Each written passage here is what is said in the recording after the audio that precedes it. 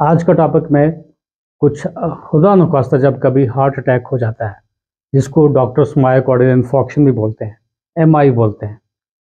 तो उसमें ऐसा होता है कि रेट्रोस्टर्नल चेस्ट पेन होता है, कोई टिपिकल प्रेजेंटेशन होती है, किसी को एटिपिकल प्रेजेंटेशन होती है। कोई भी पेन जो अम्बलाइकस से ऊपर या लेफ्ट आर्म में, नेक में, तकरीबन एमन जा तक जब होता है, तो उसको कभी इग्नोर नहीं करना चाहिए। इट में बी कार्डियक पेन, यानी कि ये हार्ट अटैक भी हो सकता है। वो भी माइनर टाइप का हार्ट अटैक होगा या मेजर टाइप का हार्ट अटैक होगा, सिंगल वेसल डिजीज़ है, मल्टीपल वेसल डिजीज़ है, ट्रिपल वेसल डिजीज़ है। तो कॉरोनरी आर्टरीज में कहीं जब ब्लॉक आ जाता है, कहीं के एथेरोस्क्लेरोसिस जब हो जाता है, या कोलेस्ट्रॉल के वहाँ पे प्लेक्स वगैरह डिपॉजिट हो जाते हैं, वहाँ पे ब्लड फ्लो जो है हार्ट की मसल्स को फ्लो जब ना हो, तो उसको इस्कीमिया या मायोकार्डियल इन्फॉर्क्शन बताते हैं। तो इमीडिएटली क्या करते हैं डॉक्टर्स, खासकर एमआई जो है वो किन कारण की वजह से मायोकार्डियल इन्फॉर्क्शन के चांसेस ज़्यादा बढ़ते हैं। 30-40 साल की उम्र के बाद एमआई के इन्फॉर्क्शंस के या हार्ट अटैक्स के चांसेस बढ़ सकते हैं। कोई भी एज वैसे एग्जाम्प्ट नहीं है, लेकिन लाइफस्टाइल को देखा जाता है। लैक ऑफ एक्सरसाइज है, ओबेसिटी है, मोटापा जिसको बोलते हैं, सेडेंटरी लाइफस्टाइल्स होते हैं, हाइपरलिपिडेमिया यानी कि खून में कोलेस्ट्रॉल ज़्यादा होना, stress, anxiety. Most of the times ये अगर कोई कारण नहीं निकलता, स्ट्रेस एंग्जाइटी से पता चलता है या कोई हार्ट अटैक हुआ था इसी वजह से। तो स्ट्रेस हार्मोन्स वगैरह जब रिलीज हो जाते हैं, इस तरीके से स्मोकिंग जो है, ये कुछ हार्ट अटैक्स के रिस्क फैक्टर्स होते हैं। हमें चाहिए सबको कि पहले ये मॉडिफाई करना अपना लाइफस्टाइल, जो भी रिस्क फैक्टर्स हैं वो आइडेंटिफाई करना चाहिए। मान लीजिए रेट्रोस्टर्नल चेस्ट पेन हो गया, हार्ट अटैक का एक सिम्टम जैसे प्रेजेंटेशन आ गई। देखिए जो डायबिटीज़ होती है ना, डायबिटीज़ में एसिम्प्टोमेटिक हार्ट अटैक होता है, यानी कि उसमें वजह क्या है कि वहाँ पे जो न्यूरोपैथी हो जाती है, पता ही नहीं चलता, पेनलेस हार्ट अटैक होता है।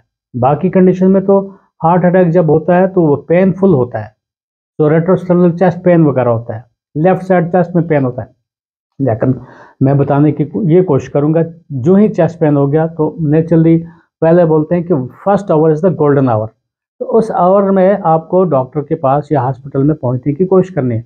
तो वहाँ पे डॉक्टर साहिबान आपका एक ईसीजी करते हैं। अगर आपका बिल्कुल प्रेजेंटेशन वैसे ही है, तो एवन एपिगैस्ट्रिक पेन है, तो और लेफ्ट साइड पे चेस्ट पेन है, तो आपको पहला ईसीजी किया जाता है। ईसीजी कई दफ़ा इंटरप्रेट जब करते हैं, वहाँ पे देखा जाता है एसटी टीबी और चेंज वगैरह होती हैं, तो या पुराना इन्फाक्ट है या फ्रेश इन्फाक्ट है, केआरएस इंटरवल्स वगैरह होते हैं। खैर वो अलग बात है। तो अगर ईसीजी का आपको नॉर्मल आ गया, एवं डॉक्टर ने नोट किया भाई एस टी टी चेंज नहीं है, इस्कीमिया चेंज अभी नहीं आए, initial our is the golden hour. उसी दौरान आपको ये पहचानने की कोशिश करनी है वाकई हार्ट अटैक हुआ है कि नहीं। सिंस अगर ये हार्ट अटैक का सिम्टम्स ऐसे ही हैं, प्रेजेंटेशन है, लेकिन चेस्ट पेन परसिस्टेंट है, लेकिन ईसीजी नॉर्मल है, तो क्या करना चाहिए। First hour is the golden hour. लेकिन उस सूरत में क्या करना पड़ता है, कुछ टेस्टों का सहारा लिया जाता है, जो एंजाइम्स स्टडीज़ की जाती हैं, कार्डिक स्पेसिफिक एंजाइम्स होती हैं।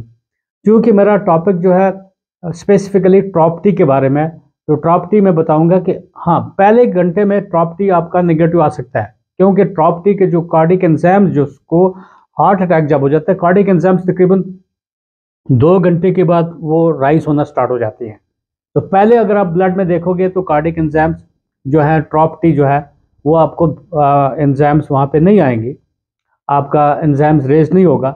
इस तरीके से मैं आपको बताने की कोशिश करूँगा, जैसे जो ट्रॉपटी जो एंजाइम्स होती हैं, जो हार्ट की मसल में कुछ प्रोटीन्स होती है, उनको बोलते हैं ट्रोपोनिन। ट्रोपोनिन जो स्केलेटल मसल में भी होती हैं और हार्ट के मसल में भी होती हैं। ट्रोपोनिन सी जो होती है कार्डियक एंड स्केलेटल मसल में होती है। ट्रोपोनिन टी जो होती है सिर्फ कार्डियक मसल में होती है, और ट्रोपोनिन आई जो है कार्डियक स्पेसिफिक मसल में होती है। ट्रोपोनिन आई जो है ये हाईली स्पेसिफिक है और sensitive to cardiac and are known as cardiac troponin. Troponin I जो है, it is thought to have specific marker of cardiac damage then troponin T. जब भी मायोकार्डियल इन्फॉर्क्शन हो जाए तो sequence of rise of troponin start हो जाती हैं। ऑनसेट 2 घंटे और 4 घंटे तक के अंदर अंदर ये राइज हो जाता है। पीक लेवल जब हो जाती है ट्रोपोनिन टी का, तकरीबन 12 से 24 घंटे में होती है। तो ये जो लेवल है तकरीबन 10 दिन के बाद डिक्लाइन हो जाती है। यानी कि अगर आपका ईसीजी आपको सपोर्ट नहीं कर रहा है, लेकिन इग्नोर भी हमें नहीं करना है। या तो सीरियल ईसीजी भी किए जाते हैं, उसी तरीके से आपका ट्रॉपटी टेस्ट किया जाता है, क्योंकि ये बहुत स्पेसिफिक मार्कर है मायोकार्डियल इन्फार्क्शन का, हार्ट अटैक का। नॉर्मल रेंज जो है क्वांटिटेटिव टेस्ट जो ट्रोपोनिन आई का 0.4 नैनोग्राम पर ml तक अपर लिमिट इसको होती है, और ट्रोपोनिन टी जो होता है 0.1 नैनोग्राम पर ml होता है। मगर ट्रॉप टी टेस्ट फॉल्स पॉजिटिव हो सकता है क्रॉनिक किडनी डिजीज में भी। क्वांटिटेटिवली अगर ट्रॉप टी का रेंज तकरीबन 0.40 से ज़्यादा होगा तो उसका मतलब है कि वाकई मायोकार्डियल इन्फेक्शन हुआ है। ये ऑडियो वीडियो में इसलिए ये बनाने की कोशिश कर रहा हूँ ताकि एक आइडिया रहेगा कि वाकई ये क्वालिटेटिव टेस्ट होता है और क्वांटिटेटिव टेस्ट होता है। जो क्वालिटेटिव टेस्ट होता है उसको ट्रॉप टी टेस्ट किट्स बोलते हैं। ये ऐसा है कि एक ब्लड का सैंपल लिया जाता है और ईडीटीए वाला सैंपल लिया जाता है। वहाँ पे ये जो मैं आपको एक फिगर में दिखाऊंगा यहाँ पे, ये इस तरीके से एक ड्रॉप वहाँ पे ब्लड डाला जाता है और देखते हैं अगर डबल लाइंस आ गई तो दैट मीन्स ये जो ट्रॉप टी टेस्ट है ये पॉजिटिव आ गया है। उसका मतलब है कि बाकी सीरियल कार्डियक स्पेसिफिक एंजाइम्स होती हैं वो भी उनका सपोर्ट लिया जाता है।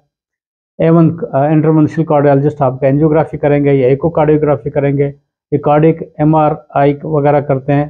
तो एज पर डिसीजन ऑफ, अब आपको इंटरवेंशनल कार्डियोलॉजिस्ट ही इसके बारे में आपको बता सकते हैं क्या स्टेंट डालने की ज़रूरत है या क्या नेक्स्ट प्लान ऑफ ट्रीटमेंट क्या होगा। जो ट्रॉप टी टेस्ट है इसी के बारे में मैं आपको बताने की कोशिश कर रहा था कि ट्रॉप टी मैंने एक फिगर में बता दिया है कि ट्रॉप टी इमरजेंसी तौर पे उस सूरत में किया जाता है।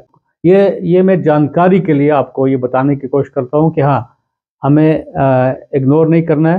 तो ट्रॉप टी टेस्ट जो है ये बिल्कुल एक सिंपल सा टेस्ट होता है और ये डिटेक्ट कर सकता है कि वाकई ये अगर डबल लाइंस में अगर आ गया तो पॉजिटिव है। तो उसके बाद डॉक्टर्स वाकई उसको थ्रोम्बोलाइज करेंगे, पेशेंट को हॉस्पिटलाइज करना होता है and proceed accordingly. That was all about cardiac trop T test.